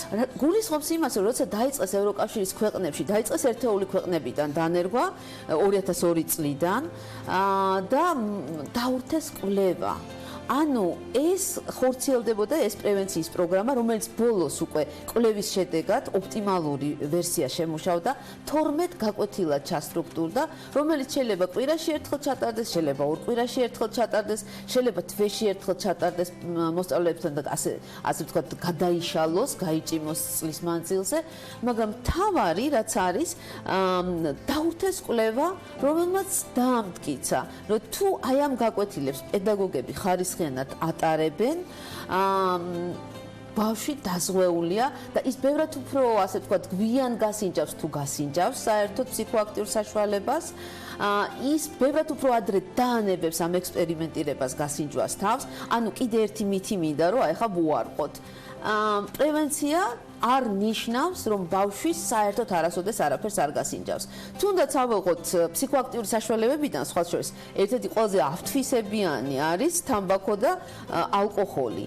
პრევენცია აქედან უნდა დავიწყოთ პრაქტიკულად, იმიტომ რომ ძალიან ხშირად შეცდომაში შედიან და აი თქვა იყო ასეთი ანტისუბუტექსის კამპანია ჩვენთან და ამბობდნენ რომ ბავშვებო არ მოიხმაროთ სუბუტექსი, არც მოიხმარდნენ, არც მოაფიქსდებოდათ, იმიტომ რომ რითაც იწყებენ სკოლის ასაკში, ეს არის თამბაქო და ალკოჰოლი. და სხვათა შორის არსებობს ასეთი კარიბჭის თეორია, თუ თამბაქოსა და ალკოჰოლს მოიხმარს ბავშვი, მერე არის მაღალი ალბათობა, რომ გადავა უფრო არალეგალურ ნარკოტიკებად. და მაინც აი სანამ ახლა ავხსნით, რომ ეს 12 გაკვეთილი რას მოიცავს, რომელი ასაკის ბავშვებში შევა სასკოლო პროგრამაში, ვინ წაიკითხავს ამ თემაზე განმარტებებს მათთვის, ვინ აუხსნის, ხო? მანამდე მინდა კითხოთ, აი ძირითადი მაცდუნებელი რა არის, აი იგივე რაღაცა სტატისტიკური მონაცემზე დაყრდნობით, არ ვიცი, აი რატომ იწყებენ ამას? ეს არის ცდუნება, რაღაცა ინტერესი, პირველ რიგში ეს არის? ხო, შეიძლება რომ პატარა შესავალი გავუკეთო ამ შეკითხვაზე პასუხს. საქმე იმაშია, რომ ჩვენ არასწორად გვესმის ნარკოტიკების მოხმარების რისკები. საქმე იმაშია, რომ მაცდუნებლამდე სანამ მივა ბავშვს უნდა ჰქონდეს და ოჯახს და საზოგადოებას ჯანსაღი ცხოვრება როგორც პრიორიტეტი. ანუ ჯანსაღი ცხოვრების წესის პრევენციით იწყება და ეს არის დღის რეჟიმი, ეს არის კვება, ეს არის რომ თქვა ტელეფონს როგორც ახლა რამის არის ხო მიჯაჭულობა არ იყოს. ეს არის მოკლედ ჯანსაღი ცხოვრების საგეჭი რეზინა არ დაგეჭოს, მაკდონალდში არ შეჭამოს. აი ხვდებით, აი ეს არის ის, რითიც უნდა დავიწყოთ ნარკოტიკების პრევენცია. თქვენ გულისხმობთ უბრალოდ სწრაფკვებას, ხო, რომლის სარგებლიანობაზე ყოველთვის რაღაცა ეჭვები გვიჩნდება მშობლებს. არა მარტო მტკიცებულება არსებობს, რომ ასე ვთქვათ, არ არის სასარგებლო. ერთია რომ ვთქვათ, აი რაღაცა ცდუნება, ინტერესი, მაგრამ აი მინდა ეს კიდე განვიხსოთ ეს თემა, ხო? ანუ რა იწვევს ამ ინტერესს? აი უბრალოდ ახალი შთაბეჭდილება, რომელიც შეიძლება ამას მოყვეს? ბევრი რამ, თქვათ, სტატისტიკის მიხედვით გასინჯვები და ექსპერიმენტირება ნარკოტიკული საშუალებებით და გინდაც ლეგალურით, თამბაქო, ალკოჰოლი, გინდაც არალეგალურით იწყება, აი სადღაც გარდამავალ ასაკში ბავშვობიდან მოზარდობისკენ, ხო? მოზარდობის საწყისი ეტაპი განსაკუთრებით მაღალი რისკის ეტაპია და აქ შეიძლება мотиваცია სხვადასხვა იყოს, კლასიფიკაციაც კი არსებობს. შეიძლება იყოს ახალი შთაბეჭდილებების მიღება, შეიძლება იყოს უფროსად თავის გზნობა. ეხლა როდის იწყებს ბავშვი სიგარეტის მოწევას, რომ თავი უფროსად იგზნოს და თან ამაყობს ხოლმე, ხო? ან ღვინოს როდის იწყებს, როცა მამამისი ამაყობს, რომ დალია ჩემმა ბიჭმა, ესე იგი შვილი მომესრო, ხო? და ეს ძალიან სარისკოა. ეს კარიბჭეა, რომ მე არალეგალური ნარკოტიკი მოიხმაროს. მაგრამ ჩემმა სტუდენტებმა ჩაატარეს კვლევა, რომლის მიხედვითაც აღმოჩნდა, რომ სადღაც 12 წლის ასაკის ბავშვს თამადობას რეგიონში განსაკუთრებით თამადობის საშუალებას აძლევენ, მერე დათვრება ის ბავშვი და მშობლს არ გონია რომ ეს კატასტროფული შედეგის მომტანი შეიძლება იყოს. შეიძლება იყოს, იმიტომ რომ შეიძლება ამან ალკოჰოლიზაცია გამოიწვიოს ან კარიბჭის როლი შეასრულოს სხვა ფსიქოაქტიურ საშუალებებს. რა ასაკში ჯობია რომ ვესაუბროთ ბავშვს აი ამ პრევენციის შესახებ? მადლობა ამ შეკითხვისთვის. ეს იმაში დავახასიათოთ, თქვენ თქვით რომ რაღაცა ჩონჩხის დახატვა და შპრიცის დახატვა, ანუ გასაგებია რომ ხე შეიძლება, არ ვიცი, 15 წლის ადამიანმა არც გააკეთოს რაც არ მოთხოვო, ხო? მაგრამ შაბლონი ასეთი, აი ძირითადად თქვა აკეთებენ საუკეთესო ანტინარკოტიკული პლაკატის კონკურსი, თქვა როგორ ხდება ჩვენთან პრევენცია? ფრაგმენტულად. და მე ბავშვებს დაახატვინებენ და იქ სადაც საშინელებათა ჟანრი იქნება, რომელიც უკვე თქვი და აღარ დავასახელებ, აი კომპონენტები თითქმის იგივეა ხოლმე, ის ითვლება საუკეთესოდ. ამ დროს არა. მოკლედ, აი დავიწყებ ამ გაკვეთილების დახასიათებიდან. თქვენ გონიათ ნარკოტიკებზეა საუბარი ამ გაკვეთილებში? არ ვიცი, მე ჯერ არ ვიცი, თქვენ უნდა გავიგო. ხო, მაგრამ ეს არის გაკვეთილები, სადაც სასიცოცხლო მნიშვნელოვანი უნარჩვევების გამომშავება ხდება. ანუ ეს არის ემოციური რეგულაციის სწავლება, რომ ბავშვი იყოს წიგნიერი თავის ემოციების შესახებ, შეეძლოს სახელდება ემოციის და შეეძლოს მართვა ემოციის. ძალიან მნიშვნელოვანი. შემდეგ არის ეგრეთ წოდებული ასერტიული ქცევის გაკვეთილი. ანუ ასერტიული ქცევა არის ისეთი ქცევა, როცა შენ ინტერესებს ისავ, ისე რომ შენი, ასე ვთქვათ, მოურთიერთეს ინტერესები არ შებღალო. ანუ უარის თქმა რო ისწავლო, ისე რომ არაწყენინო სხვას. აი უარის თქმა კრიტიკულად მნიშვნელოვანი უნარჩვევა არის ნარკოტიკების პრევენციის თვალსაზრისით. შემდეგ პრობლემის მართვა, როდესაც პრობლემა აქვს ბავშვს, ერთია რომ შეიძლება უზიარებდეს მშობელს და თუ მშობელს ასე ვთქვათ თვითონ აქვს კარგი მშობლობის უნარჩვევა, პოზიტიურ მშობლობას ვუძახით ამას, მაშინ ბავშვს დაეხმარება ამ პრობლემის გადაჭრაში არ წართმევს პასუხისგებლობას ამ პრობლემის გადაჭრის გამო. არ ეტყვის, რომ შენ დაჯექ შენ ადგილას მე გავაკეთებ ამას, ხო? არ ეტყვის ამას. ან პირიქით ისე არ ვთქვათ, ბავშვს შეუძლია გაზიარება, მშობელთან ეს უკვე კარგია, მაგრამ აი ძალიან მნიშვნელოვანია, რომ არ წავართო პასუხისგებლობა და ბავშვს უნდა ჰქონდეს პრობლემის გადაჭრის უნარჩვევები. აი ამაზე არის ეს გაკვეთილები. ემოციური რეგულაცია, უარის თქმა, ქცევა ისეთი, როცა შენ ინტერესი იცავს სხვის ინტერესის შელახვის გარეშე, პრობლემის მართვა, დაგეგმვა და გეგმის შესრულება. ეს 11-12 წლის ასაკიდან უნდა ხდებოდეს. ანუ მე ვიტყოდი, რომ ჯანსაღი ცხოვრების წესზე მუშაობა დაბადებიდან უნდა დავიწყოთ ოჯახში და ჩვენი მაგალითი არის მან კრიტიკულად მიშა. რაც არ უნდა ვუთხრათ ბავშვს, რომ შენ ვთქვათ ზედმეტი არ ჭამო, ტკბილი არ ჭამო და თუ ჩვენ არ ვაჩვენეთ ეს ხო, სკოლაში ჯანსაღი ცხოვრების წესი, დღის რეჟიმი, ბალანსი შრომასა და დასვენებას შორის ძალიან მნიშვნელოვანია, მაგრამ 11 წლის ასაკიდან უკვე ის ასაკია, როდესაც უკვე სიგარეტის გასინჯვა იწყება, ალკოჰოლის გასინჯვა იწყება, ამიტომ 11-12 წლის ასაკში ბავშვები უნდა აღჭურვოთ და ეს 12 გაკვეთილი სწორედ ამაზე არის მიმართული, რომ ბავშვი აღიჭურვოს. ანუ ეს არის მე-6, მე-7 კლასის მოსწავლეებზე საუბარი, ხო? აი რა რითი განისაზღვრა ეს ასაკი? მაგალითად, კვლევით. და რა საჩვენებს ეს კვლევა, რომ რატომ უფრო ადრე არა, რატომ უფრო გვიან არა? იმიტომ რომ უფრო ადრე, ასე ვთქვათ, უნდა მოვამზადოთ და ჯანსაღი ცხოვრების წესით ვაცხოვროთ ბავშვი და ამასაკიდან რამდენადაც ის უკვე აი როგორ ვთქვა, ხიდის პერიოდია ბავშვობასა და მოზარდობას შორის. თუ მოზარდობაში გადავიდა 13 წლის ასაკიდან უკვე უფრო ხშირად, თუ არა და 14 წლის ასაკიდან იწყება ეგრეთ წოდებული ოპოზიციური ქცევა. ანუ პედაგოგმა რაც არ უნდა უთხრას ბავშვს, შეიძლება წამოვიდეს წინააღმდეგობის გზნობა. ხო, ჩვენ ვიცით, მშობლის მიმართაც, პედაგოგის მიმართაც. ამიტომ დაგვიანებულია მაგ დროს, ასე ვთქვათ, ვინ უნდა ასწავლოს ეს 12 გაკვეთილი, აი ეს საგანი, ვინ უნდა ასწავლოს აი ამ მე-6, მე-7 კლასელებს? ეს არის გარდამოწვეული სპეციალისტი. ეს არის ძალიან კარგი შეკითხვა, მადლობა ამ შეკითხვისთვის. იმიტომ რომ სკოლა უნდა იყოს თვითკმარი ნარკოტიკების პრევენციის საქმეში. სკოლა არ უნდა იყოს დამოკიდებული გარეშე რესურსებზე იმისთვის, რომ ნარკოტიკების პრევენცია გააკეთოს. სკოლას უნდა ჰქონდეს თავისი პოლიტიკა ნარკოტიკების პრევენციის. ან უნდა იცოდეს როგორ მოიქცეს, თუ თქვა სკოლის ტერიტორიაზე უცებ იპოვეს რაღაცა თეთრი ფხვნილი. ან მოკეთ სკოლა უნდა აღჭურვილი იყოს და ეს 12 გაკვეთილი უნდა ჩაატარონ პედაგოგებმა. ან რომელთაც ალბათ სპეციალური გადამზადება ჭირდება. ეხლა ზუსტად ვინ ამზადებს? თქვენ როცა გადაცემის დასაწყისში ახსენეთ მანდატურის სამსახური, აი ახლა რა პროცესი მიმდინარეობს, ამაზეც ვიტყვი წლის ბოლომდე. სწორედ ეხლა ტარდება მანდატური სამსახურის ფსიქოლოგიური ცენტრის ფსიქოლოგების მომზადება, იმაში ჩვენ ამას ვეძახით ტრენერთა ტრენინგს, რომ მათ უკვე ისინიც აღჭურვილი იყვნენ ამ პრევენციული კურიკულუმით და უკვე მათ დამოუკიდებლად მოამზადონ სკოლები. ხო, სკოლის პედაგოგების, ასე ვთქვათ, მომზადება მოახდინონ. საერთოდ საზღვარგარეთ იმდენად რამდენადაც სკოლის პედაგოგები მზადდებიან ისედაც ინტერაქტიული სწავლების მეთოდებში და ეს 12 გაკვეთილი ძალიან ინტერაქტიულია. ხო, დამავიწყდა მე თქვა, რომ აი გარდა სასიცოცხლოს მნიშვნელოვანი უნარჩვევებისა, სამი ამ 12-დან სულ 3 სპეციფიური გაკვეთილი არის, რომელიც ეხება ფსიქოაქტიურ საშუალებებს. ერთი თამბაქოს მოხმარებასთან დაკავშირებულ რისკებთან და რეკლამის, ასე ვთქვათ, კრიტიკული გააზრება რო შეეძლოს ბავშვს, ერთი ნარკოტიკული საშუალების, სხვადასხვა არალეგალური ნარკოტიკების მოხმარებასთან დაკავშირებულ რისკებთან, აზარტული თამაშებში ჩართვასთან დაკავშირებულ რისკებთან და ალკოჰოლი, რასაკვირველია. ანუ პედაგოგი მზადდება, საზღვარგარეთ 3 დღე არის გამოყოფილი ამ კურიკულუმში მოსამზადებად, მაგრამ ჩვენი გამოცდილებით, იმიტომ რომ პილოტირება გავაკეთეთ ამ პროექტის სხვათა შორის 2012-13 წლებში. ხანგრძლივია ეს ტრენინგი მათთვის. მეტი დრო სჭირდება. მოდის დაინერგება სკოლაში ბოლო შეკითხვა.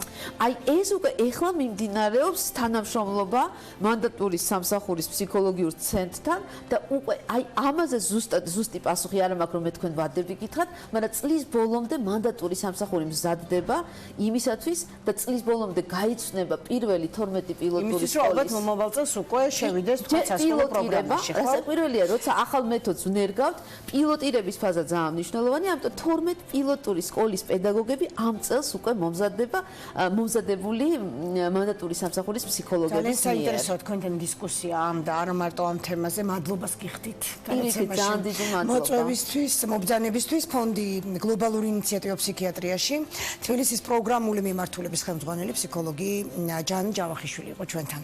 მადლობა, ჩვენ ახლა რეკლამაზე გავიდეთ, რეკლამის შემდეგ ბრუნდებით.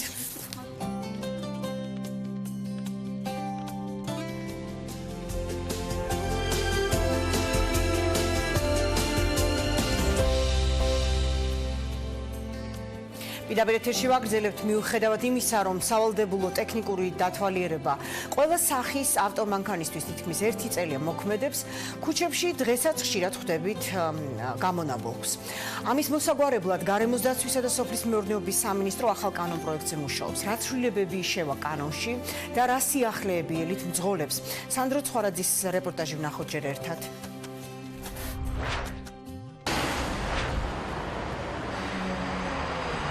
ასეთი ხილული შავი კვამლისთვის ცოტა ხანში პატრული დაგვაჯარიმებს. ინიციატივა გარემოს დაცვისა და სოფლის მეურნეობის სამინისტროს ეკუთვნის. სამინისტროში ამჟამად კანონ პროექტზე მუშაობენ, რომლის მიხედვითაც პატრულის მოვალეობებს მბოლავი ავტომანქანის გაჩერება, გამონაბოლქვის სპეციალური მოწყობილობით შემოწმება და კანონდამრღვევის დაჯარიმება დაემატება. ვეძებთ იმ მოწყობილობას, რომლის საშუალებითაც მოხდება ფაქტიურად და პარამეტრებთან დაკავშირებით ვიკვლევთ ამ ინფორმაციას, მოხდება შეძენა ამ გამზომი მოწყობილობების და ერთგვარი საპილოტე პროექტი დაიწყება თბილისის მასშტაბით და შემდგომში უკვე გადავალთ მთლიანად მთელი საქართველოს მასშტაბით. ასევე მიმდინარეობს მუშაობა კანონ პროექტზე, ადმინისტრაციულ სამართალღოთა კოდექსში. იქ უნდა გაიწეროს ძალიან დეტალურად ის სანქციები, რა სანქციებით დაეკისრება ასეთი ავტოსატრანსპორტო საშუალების მძღოლს და შემდგომი პროცედურები, მათ შორის რომ მოხდეს დაუშვათ კონდეს შემაკავებელი ეფექტი. სოციალურ ქსელში ხშირად ვრცელდება ვიდეოები, რომელზეც ავტომობილები და საზოგადოებრივი ტრანსპორტი შავი გამონაბოლქვით ჩანს. ეს ვიდეოები მოძრაობას ჩემი ქალაქი მკლავს ეკუთვნის, რომელიც სამოქალაქო აქტივისტმა გიორგი ჯაფარიძემ დაახლოებით 2 წლის წინ დააფუძნა. ამბობს, რომ ვიდეოებს მოქალაქეები თითქმის ყოველდღიურ რეჟიმში უგზავნიან. პრობლემის მოსაგვარებლად სამინისტროს ინიციატივას მიესალმება და მიიჩნევს, რომ გაუმართავ ავტომობილებზე პასუხისმგებლობა სახელმწიფოსაც ეკისრება. ამ საკითხში სახელმწიფოს მონაწილეობას მხარს უჭერს ეკა ლალიაშვილიც, რომელიც წლებია ამ სფეროს იკვლევს. ეს მიცემს მეტ სტიმულს და ბიძგს მძღოლებს, რომ რეალურად გამართონ თავიანთი შიდაწვის ძრავა და ეს ერთჯერადი манипуляციების გამოყენებით არ მოახდინონ. ჩვენ ვიცით, რომ დღეს ფართოდ არის გავრცელებული, როდესაც მძღოლები გარკვეულ ხერხებს მიმართავენ, გადიან ინსპექტირებას გამონაბოლქვზე და შემდეგ კვლავ რჩებიან ჰაერის დამაბინძურებლად. ვიცით, რომ ბევრი მიმართულებით უნდა ვიმუშაოთ, მაგრამ მინიმუმ უნდა დავიწყოთ სწორედ იმ ინიციატივით, რაც ჩვენ გავიგონეთ ბოლო დროს ქუჩაში გამონაბოლქვის კონტროლი. ჩვენ ამასთან დაკავშირებით აქციაც ჰქონდა თბილისის მერიის წინ, რომ ეს კანონ პროექტი დამტკიცებულიყო და შემოეღოთ. მარტო მანქანები არ უნდა დაჯარიმდნენ, ასევე უნდა შემოწმდეს საწვავის ხარისხი უფრო სისტემატიურად და უფრო გამჭვირვალედ. ჩემი აზრით, კანონ პროექტი ძალიან კარგ შედეგს გამოიღებს, თუ სწორედ აღსრულდება. რას ფიქრობს ხალხი? ამის გასარკვევად ქუჩაში გავედით. მოქალაქეთა უმრავლესობა მომხრეა, რომ სახელმწიფომ უფრო ქმედითი ნაბიჯები გადადგას ჰაერის დაბინძურებასთან საბრძოლველად. გარემოს გაუმჯობესებას, რაც ხელს შეუწყობს, მივესალმებებს გას ინიციატივას. მოქალაქეებსაც უფრო მეტი мотиваცია ექნებათ, რომ დაემორჩილონ კანონს, გაიარონ ტექნათვალიერება და იმოძრაონ სუფთა გამართული მანქანებით. ძალიან მისასალმებელია. აუცილებლად უნდა დაჯარიმდეს ყველა ის მანქანა, რომელსაც არ აქვს ტექნათვალიერება. შეგვაწუხარა უნდა ამწიო, შუშა უნდა ამწიო, ნაბედანი ბოლავს უკვე შეუძლებელია ასე რომ თქვა. ჯარიმა არ უნდა იყოს ესეთი რომ რაღაცა 5 ლარი გადაიხადოს და მეორე დღეს ისევ 5 ლარი გადაიხადოს, რაღაც ისეთ სანქციაზე უნდა იყოს საუბარი, რომ იმ ადამიანისთვის ან უნდა წავიდეს გააკეთოს, ან უბრალოდ მანქანა სახში დააყენოს და რაღაცა ცოტა ქალაქს ეშველოს. მთავრობამ რომ შემოიღო ეს ტექნათვალიერების ესე რომ ვთქვათ ვალდებულება, მაშინ უნდა უზრუნველყოს ესე ვთქვათ რომ გატარებული იყო კიდევაც საფუძვლიანად რა. თუ კი ერთ კვირაში აღმოაჩენენ ისე რომ ვიღაცას ტექნათვალიერება არ აგავლილი, ეგ უკვე სახელმწიფო პრობლემა არის ჩემი აზრით და ამ შემთხვევაში პოლიციას არ უნდა ქონდეს არანაირი რაღაც უფლება რომ დააჯარიმოს კონკრეტული მოქალაქე. მეც ჩემი ავტომობილით ხოც ვარ დაინტერესებული რომ ეს დამინძურება არ იყოს გამოწვეული იმაზე მეტად რაც არის დაშვებული ყოველ შემთხვევაში ნორმებით. გვაქვს მე რამდენადაც ვიცი რამდენიმე კვლევა და შედეგები ჩვენ ქალაქთან დაკავშირებით ყოველ შემთხვევაში და გვაქვს ესეთი უბნები რომელიც არის გადამეტებულად დაბინძურებული. რა თქმა უნდა მივესალმები ამაზე თუ რამე რეფორმა გატარდება. გარემოს დაცვისა და სოფლის მეურნეობის სამინისტრო კანონპროექტის განსახილველად შეტანას პარლამენტში საშემოდგომო სესიაზე გეგმავს. დამტკიცების შემთხვევაში კი 2020 წლიდან ყველა ასეთი ავტომობილის ფლობელს ფულადი ჯარიმის გადახდა მოუწევს. როგორც ნახეთ, კანონპროექტის დამტკიცების შემთხვევაში თბილისში ავტოტრანსპორტო საშუალებების გამონაბოლქვის კონტროლი დაიწყება. ბოლო დროის ამ ერთ-ერთი ყველაზე აქტუალურ თემაზე საუბარს სტუმართან ერთად განვაგრძნობთ. შემოგვიერთდა სტუდიაში დავით მესხიშვილი, ავტომობილების ინსპექტირების ცენტრების ასოციაციის პრეზიდენტი. მადლობა დათო. ჩვენ ახლა ვისმენდით ახალი კანონპროექტის შესახებ ინფორმაციას და მაინც პირველ რიგში მინდა კითხო, რომ აი ტექნათვალიერება ჩემთვის მაგალითად როგორც რიგითი მოქალაქისთვის ახლა რომელიც ძალიან სიღრმეებში არ ჩადის მიუხედავად იმისა რომ 27 წელი საჭირს ვეჯექი მე 9 თვის წინ უარი ვთქვი მანქანაზე იმიტომ რომ მივხვდი რომ მეც ვაწუხებდი ჩემი ალბათ ჩემი გამონაბოლქვით გარემოს ოჯახს უბანს და ქალაქს და ამას ვამბობ ღიად მე მგონი პირველად ასე საჯაროდ რა აზრი აქვს ტექნათვალიერებას საერთოდ თუ ჩვენ მაინც ვხედავთ ყოველ ფეხის ნაბიჯზე გამონაბოლქვიან მანქანას. სხვათა შორის აქვე მინდა გითხრა, რომ შეიძლება ვცდილობ მაქსიმალურად ისე უხერხულად არ იგრძნოს თავი მძღოლმა, მაგრამ ყოველთვის მივანიშნო მძღოლს. თუნდაც მე რომ გვერდით ტრანსპორტი თუ არ ფანჯრიდან, რომ თქვენი მანქანა ბოლოს მივუთითო ეს ჩუმად, იმიტომ რომ რაღაცა ისე სხედან და ისე მართავენ ამას, თითქოს ის ბოლი მათი არ არის. როგორ ახერხებენ ესეთი მანქანები ტექნათვალიერების გავლას? რამდენიმე კითხვა არის ერთად თავმოყრილი. პირველ რიგში ეს. პირველ რიგში მე მაინც მინდა ვთქვა ტექინსპექტირების მიზანი რა არის, ხო? ანუ ზოგადად და ეს სოფლიოში რატომ აკეთებენ ტექინსპექტირებას? აკეთებენ ორადორი მიზეზით და ეს ორივე უკავშირდება ადამიანის სიცოცხლეს. ეს არის გამონაბოლქვის შემცირება, გამონაბოლქში მავნენივთიერებების შემცირება და მეორე ეს არის საგზაო სატრანსპორტო შემთხვევების შემცირება. აი ეს ორი მთავარი მიზანი აქვს ტექინსპექტირებას, ეს არის ყველგან ასე არის ევროკავშირის ქვეყნებშიც და ასე უნდა იყოს საქართველოშიც. ჩვენთან იმ დაკვირვებით, რომელსაც ჩვენ ვახერხებთ და ვახდენთ, მაგალითად საზოგადოებრივ ტრანსპორტთან მიმართებაში, ეს პირდაპირ კონკრეტულ თემაზე რომ გადავიდეთ. ჩვენ გვაქვს ვიდეო მასალა, აი ესეთი როგორც თქვენთან გავიდა ახლა ეთერში, როცა ბოლოს სატრანსპორტო საშუალებების გზაზე. მე თვითონაც გადამიყი ასეთი ვიდეო და ქალაქი რომელიც კლავსზე გამიგზავნა. კი ბატონო. და ჩვენ შევადარეთ ინსპექტირების დროს ეს სატრანსპორტო საშუალებები ბოლავდნენ თუ არა არის ამის ვიდეო მასალა, შეგვიძლია ამის ნახვა. და ინსპექტირების დროს ეს სატრანსპორტო საშუალებები არ ბოლავენ და გვაქვს ისეთი შემთხვევები, როდესაც ინსპექტირება გაიარა, ისე რომ არა აქვს შეფერილი კვამლიანობა და ამავე დროს გზაზე მოხდა 2 დღეში, რომ ისე საშინლად აბინძურებს გარემოს. აი აქ ჩდება ხო მთავარი კითხვა, რანაირად ახერხებენ ამას, არის თაღლითობა შეიძლება დავარქვათ გარკვეულწილად, არ ვიცი ხა სამართლებრივი ფორმულირება როგორ შეიძლება იყოს, მაგრამ აი იგივე ყვითელი ავტობუსების შემთხვევაში ჩვენ ვიცით, რომ ხდება ერთის აწყობა გარაჟში, ინსპექტირებაზე გაუშვებენ, გაივლის, მერე რომ ბრუნდება ამ ავტონაწილებს, რაც აქ ნათხოვარი ინსპექტირებისთვის აბრუნებს გარაჟში, მერე აწყობენ სხვა ავტობუსს და ესე ხდება, ეს ერთი. და მეორე ყვითელი მიკროავტობუსების შემთხვევაში, რომელიც უკვე კატასტროფულად გამოიყურება, არანაკლებ საზიანოთ, ვიდრე ყვითელი ავტობუსები. დიზელში ურევენ ბენზინის საწვავს, ან დიზელის მაგივრად საერთოდ ბენზინს ასხამენ ინსპექტირებისთვის, რომ გამონაბოლქვი არ იყოს. ხო, აი ეს არის მე სხვა შორის ავტოინჟინერებთან გავიარე კონსულტაცია, რამდენად შესაძლებელი იყო, რაც ჩვენ ინფორმაცია ჰქონდა და აღმოჩნდა, რომ არის ასე შესაძლებელი. ანუ სისტემა ამ შემთხვევაში არ აღმოჩნდა მზად, რომ ესეთ თაღლითობებს გამკლავებოდა და კიდევ უფრო სამწუხაროა, ჩვენ საუბრობთ მუნიციპალურ ტრანსპორტზე.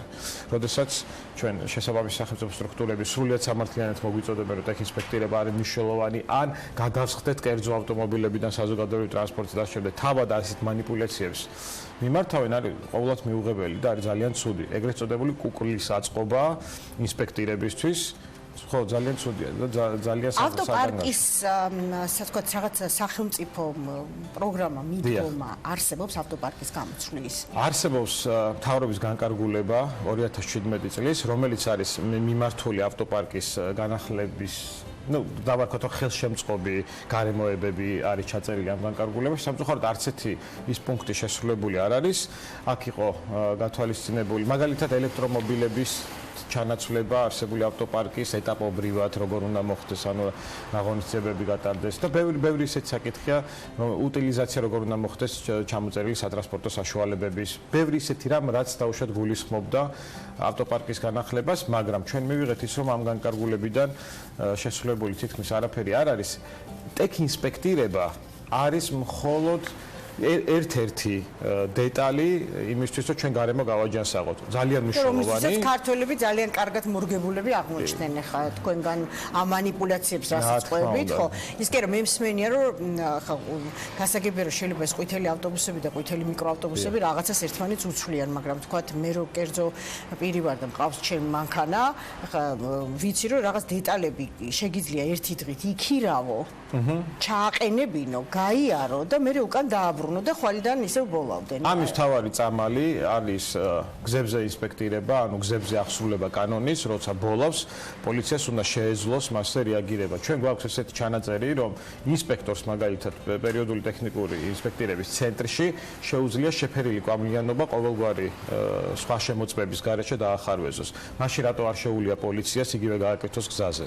აი აქ ჩდება თავარი კითხვა. რასახი ჯარიმები უნდა იყოს ამ დროს, ვთქვათ, თქვენი აზრით, ან რა გამოცდილება გვაქვს, ვთქვათ, დასავლეთიდან საინტერესოა მხოლოდ პატრული აჯარიმებს ასეთ მანქანებს, ხომ არ არის რაღაც მონიტორინგის სხვა საშუალებები? მესმის, ჩვენ ვართ ახლა ამჟამად საერთაშორისო კომიტეტის წევრები, მსოფლიოში ყველაზე ავტორიტეტული ორგანიზაციის სიტა და იმასთან ამ ორგანიზაციასთან ჩვენ უკვე დაწყებული გვაქვს კონსულტაციები, არსებობს რამდენიმე მიმართულება, ძალიან ბევრი ქვეყანა უარს ამბობს, რომ აი პოლიცია მსდიოს გზადაგზა დამრღვევებს და ძირითადად უკვე კონტროლი ხდება ხელსაწყოებით, თანამედროვე ტექნოლოგიების გამოყენებით. მაგალითად, იგივე გამონაბოლქვის შემთხვევაში შეიძლება გზაზე დამონტაჟდეს ისეთი ხელსაწყოები, არსებობს ესეთი, რომელიც ავტომობილს გამონაბოლქვის შემთხვევაში ფოტოსაც უღებს, გამონაბოლქვსაც ამოწმებს და ადმინისტრაციულ სანქციასაც ატარებს. ანუ პოლიციის ფიზიკურ ძალებს აღარ იყენებენ, რომ სდიოს ყველას. ფიზიკურად შეუძლებელია, ნინო, იმიტომ რომ ჩვენ გვესმის ახლა რომ 3-4 ხელსაწყო ექნება საპატრულო პოლიციას. ნუ რა არის, ხო?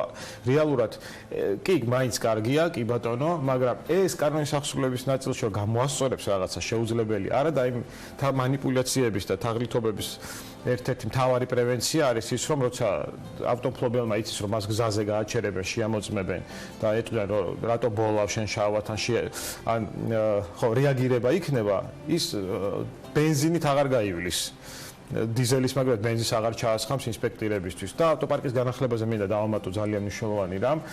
ეს არის ყველაზე მნიშვნელოვანი, რომ ინსპექტირებას დაეხმაროს პარალელურად ავტოპარკის განახლების პროგრამა. ასეთ სახელმწიფო პროგრამები არსებობს, ჩვენთან ის არ არსებობს, არის აი ეს როგორც გითხარით, განკარგულება, სადაც პუნქტები კი სწორად არის ჩამოწერილი, მაგრამ რეალურად სტრატეგიები არ არის. გამბაჟების სისტემა როგორი იყოს, ხო, ძველი ავტომობილის გამბაჟი, ახალი ავტომობილის გამბაჟება უფრო ძვირია ვიდრე 7-8 წლის. აი შეგიძლიათ ეგ ლოგიკა ამის შემიძლია აგიხსნათ რა აგვიხსნეს ჩვენ როცა ეს გაკეთდა ჩვენ აგვიხსნეს მასში და გვითხრეს რომ ასეთი მოდელი გვაქვს გამბაჟების, ანუ არის ძვირი, მე სადღაც შუა 7-8 წლის 6 წლის არის იაფი და შემდეგ ისევ ძვირდება. ჩვენ როცა და ითქვა რომ ეს არის ავტოპარკის განახლებისთვის. ჩვენ დავსიტყვით მაშინ რატომ ჯდება ახალი ავტომობილის გამბაჟება უფრო ძვირი. და ლოგიკა იყო ესეთი რომ ვინც ყიდულობს ახალ ავტომობილს მას ფული აქვს და ამიტომ მოდი გადაიხადოს. და ეს არ არის სწორი ლოგიკა. ხო, სხვათება პირიქით უნდა რაღაცნაირად мотиваცია უნდა შეუქმნა ადამიანს რომ იყიდოს ახალი მანქანა და ამისთვის არ გაიწეწოს პირიქით. დეთანხმები გამბაჟების დღევანდელი მოდელი რაც არის მახინჯი თავისი შინაარსით, იმიტომ რომ ახალი ავტომობილი არ არის მხოლოდ ძვირადღირებული ავტომობილები არ ჩამოვთვლი, არის იაფიანი ახალი ავტომობილებიც რომელსაც ხელი უნდა შეუწყოთ ჩვენ რომ შეიძინოს ადამიანმა იაფიანი ახალი ავტომობილი. სახელმწიფო პროგრამის ნაწილი უნდა იყოს სესხები იაფიანი და განსაკუთრებით ელექტრომობილებზე, საერთოდ არის ბევრი ქვეყანა, სადაც ელექტრომობილებზე სესხებს გასცემენ პროცენტის გარეშე, რომ სტიმულირება მოხდეს. ჯერთი სტიმულირება და ის რაც ჯანდაცვიდან დაიზოგება, წარმოვიდგინოთ ყველა რომ ელექტრომობილით დავდიოდეთ, რა თანხა დაიზოგება ჯანდაცვის დანახარჯი, ამიტომ სახელმწიფო ფიქრობენ რომ პრევენციისთვის კარგია თუ ერთჯერადად აქ დაეხმარებიან ადამიანებს, ამაგრე ჯანდაცვის ხარჯებში გაკეთდება ეკონომია, ოპერაციების და ასე შემდეგ. რასაც გამონაბოლქვი იწვევს. პირველი იანვრიდან უნდა შევიდეს, უნდა გამკაცრეს კიდევ უფრო, ხო? რამდენადაც მე ვიცი, ესეთი ნორმადგინდება გამონაბოლქვზე, რომ რამდენად შეიძლება ამ დროს დადგეს აუცილებლობა კატალიზატორების დაბრუნების მანქანებში. ხო, კატალიზატორებთან დაკავშირებით. და რა თანხებთან შეიძლება იყოს ეს დაკავშირებული?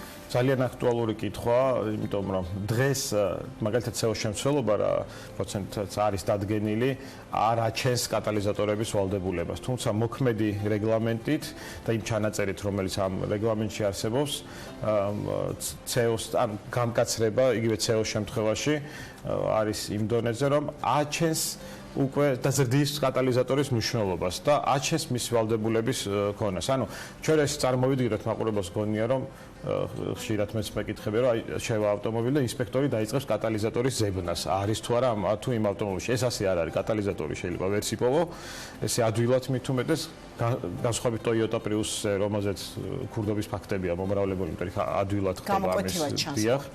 ანუ CO-ს შემცველ გამონაბოლქვის შემოწმება და ის კაცრი სტანდარტი, იმ კაცმა სტანდარტმა შეიძლება გააჩინოს ამ კატალიზატორის ვალდებულება. ეს ძალიან ჩვენ გვაწუხებს ახლა ეგ საკითხი ერთის მხრივ გარემოს ნაწილში, რომ გარემოს გაჯანსაღება გვინდა და მეორე მხრივ ავტოპარკიდან გამომდინარე 90% ჩვენი ავტოპარკის არის 10 წელზე უფრო ასაკოვანი და აბსოლუტურ უმრავლესობას მათაც ან კატალიზატორი საერთოდ არ აქვს, ან არის დაზიანებული უკვე შესაძლებელი. და ეს თანხა შეიძლება ერთი ავტომობილისთვის იყოს 1500, 2000 ლარი და ზოგიერთ შემთხვევაში გამორამ ავტომობილის თვითღირებულება შეიძლება აჭარბებდეს, ეს ერთი დეტალი. ამიტომ ჩვენ გავდივართ ახლა კონსულტაციებს სიტასთან, ამ საერთაშორისო კომიტეტთან, როგორ შეიძლება ეტაპობრივად გადასვლა. და ამ დროს სახელმწიფო უშვებს იმას, რომ ყველანაირი ჯართი შემოვიდეს, მე ჩვენ ვიყიდოთ ეს ჯართი და მე გვეუბნება სახელმწიფო დაუშვათ რომ შენ უნდა მოექცე კანონის ფარგლებში, ეს უკანონოა, უნდა გამოასწორო, ხო? ვის თქმა მინდა. ჩვენმა ყველა მეზობელმა დააწესა ევრო სტანდარტი იმპორტზე. აზერბაიჯანმა მათ შორის რუსეთში ევრო 5 სტანდარტი მოქმედებს. აი ზუსტად გამონაბოლქში, ანუ ეს არის ეკოლოგიური სტანდარტი, ქვეყანაში ვერ შედის სატრანსპორტო საშუალება, რომელიც არ აკმაყოფილებს ევრო 5 სტანდარტს, ანუ გამონაბოლქვისში მავნე ნივთიერებების შემცველობა არის მცირე. ჩვენ ვუშვებთ ყველაფერს და შემდეგ ვეუბნებით, რომ დაუშვათ რატო არასწორებ ამას. ამიტომ სახელმწიფომ ავტოპარკის განახლების პროგრამაზე როცა ვსაუბრობდით, ეკოლოგიური სტანდარტიც უნდა დააწესოს იმპორტზე, იმისთვის რომ დღეიდან მაინც აღარ შემოვიდეს ისეთი სატრანსპორტო საშუალებები, რომლებიც თუნდაც მოქმედ რეგლამენტს აღარ შეესაბამება. აი ეს არის თავი ამოცანა. დავით მესხიშვილი, ავტომობილების ინსპექტირების ცენტრების ასოციაციის პრეზიდენტი იყო ჩვენთან სტუმრად.